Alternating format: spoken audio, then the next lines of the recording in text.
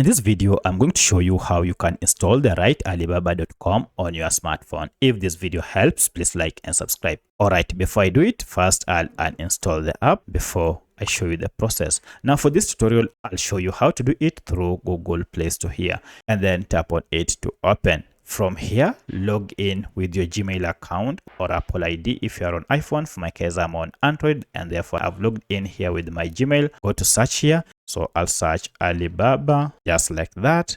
And if I run the search now, we have our Alibaba.com app. Tap on it to see details about the app. To know that you have the right app, make sure it is from Alibaba Mobile. And at the time of recording this app had a star rating of 4.2 with over 2 million reviews. And you can see it is widely used. This app currently has over 500 million downloads. That's huge.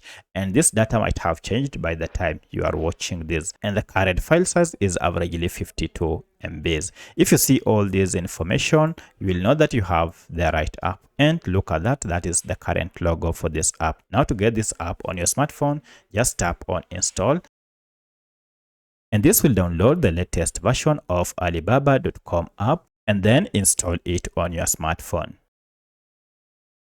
Now once the app is installed, you can open it directly from here, or if we go to our apps, now you can see our app is here.